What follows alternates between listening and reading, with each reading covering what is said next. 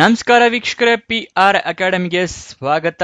ಸರ್ಕಾರಿ ಹುದ್ದೆಯ ಡೀಟೇಲ್ಸ್. ತಿಂಗಳಿಗೆ 1,20,000 ರೂಪಾಯಿ ಸಂಬಳ. ಇದು ಎಲ್ಲ ಡೀಟೇಲ್ಸ್ ತಿಳ್ಕೋಬೇಕು ಅಂತ ಹೇಳಿದ್ರೆ ವಿಡಿಯೋನ ಕೊನೆ ತನಕ ನೋಡಿ. ಅದಕ್ಕಿಂತ ಮುಂಚೆ ಇನ್ನೂ ಈ ಚಾನಲ್ ಸಬ್ಸ್ಕ್ರೈಬ್ ಆಗಿಲ್ಲ ಅಂದ್ರೆ ಇವಾಗಲೇ ಸಬ್ಸ್ಕ್ರೈಬ್ ಆಗಿ. ಪ್ರತಿ ದಿನನೂ ಗವರ್ನಮೆಂಟ್ ಜಾಬ್ ಡೀಟೇಲ್ಸ್ ತಿಳಿಸ್ಕೊಡ್ತೀವಿ. ಇವಾಗ ವಿಡಿಯೋನ ಶುರು ಮಾಡೋಣ. Cotton corporation of India limited ಅಂತ ಹೇಳಿದ್ರೆ ಭಾರತೀಯ ಹತ್ತಿ ನಿಗಮ ಲಿಮಿಟೆಡ್ನವರು ಹುದ್ದೆಗಳಿಗೆ ಅರ್ಜಿಯನ್ನ ಕರೆದಿದ್ದಾರೆ. 147 ಹುದ್ದೆ ಖಾಲಿ ಇದೆ. ಉದ್ಯೋಗ ಸ್ಥಳ ಅಖಿಲ ಭಾರತದಲ್ಲಿ ಖಾಲಿ ಇರುತ್ತೆ. ಯಾವ್ಯಾವ ಹುದ್ದೆ ಅಂತ ನೋಡೋದಾದ್ರೆ ಮ್ಯಾನೇಜ್ಮೆಂಟ್ ಟ್ರೈನಿ, ಜೂನಿಯರ್ ಅಸಿಸ್ಟೆಂಟ್, ಈ ತರ ಹಲವಾರು ಹುದ್ದೆ ಇದೆ. ಪ್ರತಿಯೊಂದು ಹುದ್ದೆಗಳ ಬಗ್ಗೆ ಡೀಟೇಲ್ ತಿಳಿಸ್ಕೊಡ್ತೀವಿ. ಸ್ಯಾಲ್ರಿ 22,000 ರೂಪಾಯಿಂದ ಹಿಡಿದು 1,20,000 ರೂಪಾಯಿಗಳ ತನಕ ತಿಂಗಳಿಗೆ ಸ್ಯಾಲ್ರಿ ಇರುತ್ತೆ.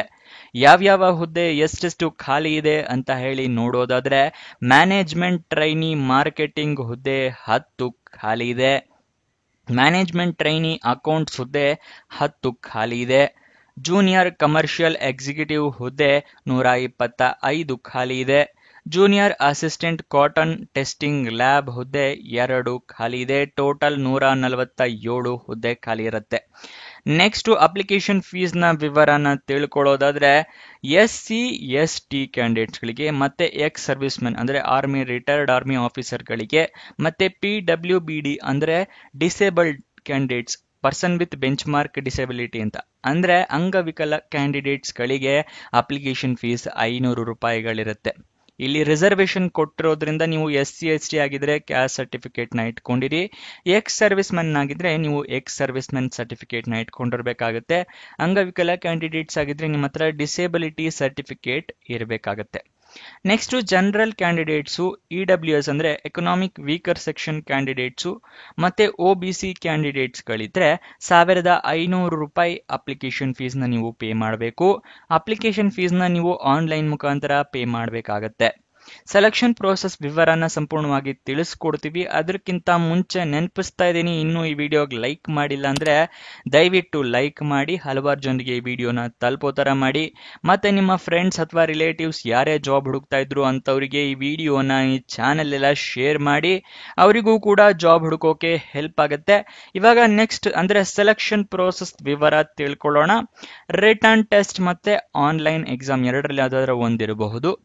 ಅದಾದ ನಂತರ ಇಂಟರ್ವ್ಯೂ ಅಂದ್ರೆ ಸಂದರ್ಶನ. Next document verification. ನಿಮ್ಮನ್ನ ಕೆಲ್ಸಕ್ಕೆ ತಗೊಳ್ಳೋಕ್ಕಿಂತ ಮುಂಚೆ ಅದು ಅತಿ ಮುಖ್ಯವಾಗಿ ಮಾಡೇ ಮಾಡ್ತಾರೆ ಎಲ್ಲ ಜಾಬ್ನಲ್ಲೂ, ಇಲ್ಲೂ ಕೂಡ ಮಾಡ್ತಾರೆ ಡಾಕ್ಯುಮೆಂಟ್ ವೆರಿಫಿಕೇಶನ್.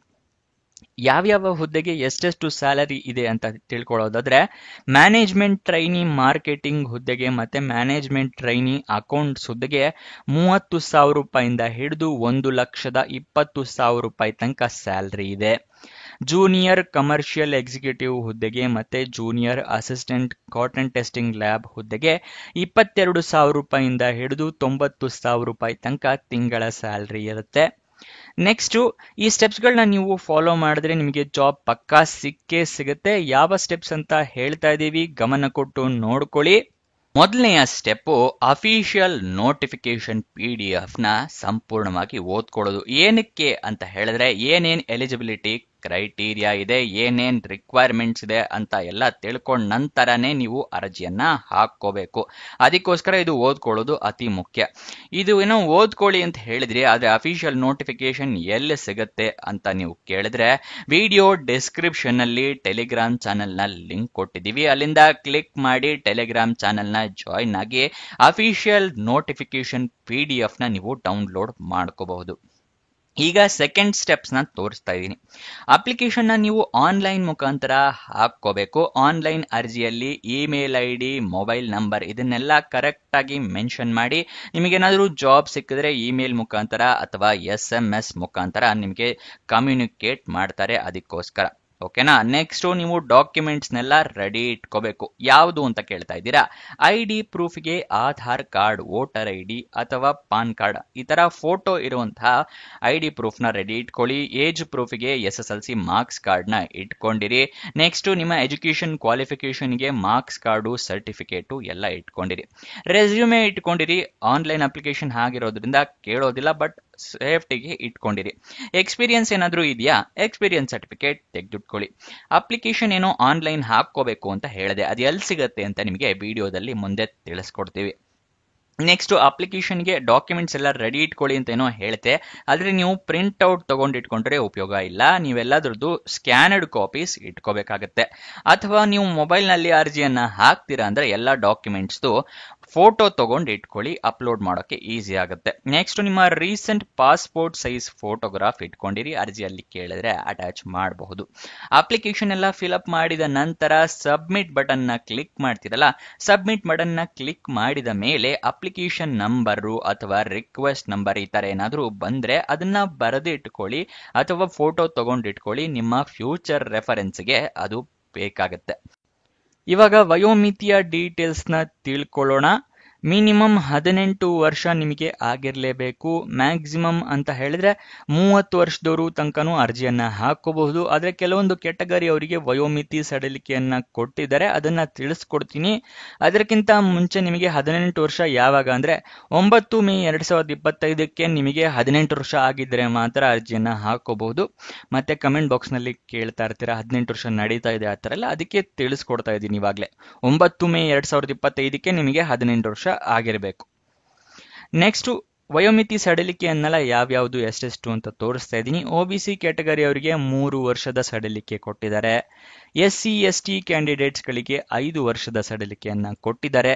PWBD ಅಂದ್ರೆ ಡಿಸೇಬಲ್ಡ್ ಕ್ಯಾಂಡಿಡೇಟ್ಸ್ ಅಂದ್ರೆ ಅಂಗವಿಕಲ ಕ್ಯಾಂಡಿಡೇಟ್ಸ್ಗಳು ಜನರಲ್ ಕ್ಯಾಟಗರಿಗೆ ಬಿಲಾಂಗ್ ಆಗ್ತಾ ಇದ್ರೆ ಅಂತವರಿಗೆ 10 ವರ್ಷದ ಸಡಿಲಿಕೆ ಕೊಟ್ಟಿದ್ದಾರೆ. ಅಂಗವಿಕಲ ಕ್ಯಾಂಡಿಡೇಟ್ಸ್ OBC ಕ್ಯಾಟಗರಿಗೆ ಬಿಲಾಂಗ್ ಆಗ್ತಾ ಇದ್ರೆ 13 ವರ್ಷಗಳ ಸಡಿಲಿಕೆಯನ್ನ ಕೊಟ್ಟಿದ್ದಾರೆ. ಅಂಗವಿಕಲ ಕ್ಯಾಂಡಿಡೇಟ್ಸ್ SC/ST ಕ್ಯಾಟಗರಿಗೆ ಬಿಲಾಂಗ್ ಆಗ್ತಾ ಇದ್ರೆ 15 ವರ್ಷಗಳ ಸಡಿಲಿಕೆಯನ್ನ ಕೊಟ್ಟಿರ್ತಾರೆ. ಅಂದ್ರೆ ಇಲ್ಲಿ 30+15 ಅಂತ ಹೇಳಿದ್ರೆ 45 ವರ್ಷದವ್ರ ತನಕನೂ ಅರ್ಜಿಯನ್ನ ಹಾಕೋಬಹುದು ಅಂಗವಿಕಲ ಕ್ಯಾಂಡಿಡೇಟ್ಸ್ SC/ST ಕ್ಯಾಟಗರಿ ಆಗಿದ್ರೆ. ಅಪ್ಲಿಕೇಶನ್ ಆನ್ಲೈನ್ ಅಂತ ಹೇಳಿದೆ. ಓಪನ್ ಆಗಿದ್ದ ದಿನಾಂಕ 9 ಮೇ 2025, ಕೊನೆಯ ದಿನಾಂಕ 24 ಮೇ 2025. ಆದಷ್ಟು ಬೇಗ ಅರ್ಜಿಯನ್ನ ಹಾಕೊಳ್ಳಿ, ಕೊನೆ ದಿನಾಂಕ ಹತ್ರ ಬರ್ತಿದ್ದಾಗೆ ಸರ್ವರ್ ಕ್ರಾಶ್ ಆಗಬಹುದು, ಅದಕ್ಕೋಸ್ಕರ. ನೆಕ್ಸ್ಟ್ ನಿಮಗೆ ಅಫಿಷಿಯಲ್ ನೋಟಿಫಿಕೇಶನ್ ಬಗ್ಗೆ ಅವಾಗಲೇ ತಿಳಿಸ್ಕೊಟ್ಟೆ. ಇವಾಗ ಅಪ್ಲಿಕೇಶನ್ ಆನ್ಲೈನ್ ಅಂತ ಹೇಳಿದ್ನಲ್ಲ, ಅದರ ಲಿಂಕ್ ನ ಸ್ಕ್ರೀನ್ ಮೇಲೆ ತೋರಿಸ್ತಾ ಇದ್ದೀನಿ. ಇದು ಎಲ್ಲಿ ಸಿಗುತ್ತೆ ಅಂತ ಕೇಳಿದ್ರೆ ಡಿಸ್ಕ್ರಿಪ್ಷನ್ ಅಲ್ಲಿರೋ ವಾಟ್ಸ್ಆಪ್ ಚಾನೆಲ್ ನಲ್ಲಿ ಲಿಂಕ್ ಮಾಡಿ ಕ್ಲಿಕ್ ಮಾಡಿ, ಅಲ್ಲಿಂದ ವಾಟ್ಸ್ಆಪ್ ಚಾನೆಲ್ಗೆ ಹೋಗಿ ನೀವು ಅಪ್ಲಿಕೇಶನ್ ಲಿಂಕ್ ನ ಪಡ್ಕೋಬಹುದು. ಪ್ರತಿಯೊಂದು ಜಾಬ್ ಅಪ್ಲಿಕೇಶನ್ ಲಿಂಕ್ ವಾಟ್ಸ್ಆಪ್ ನಲ್ಲೇ ಇರುತ್ತೆ. ವಾಟ್ಸ್ಆಪ್ ಚಾನೆಲ್ ಫಾಲೋ ಮಾಡೋದು ಮರಿಬೇಡಿ.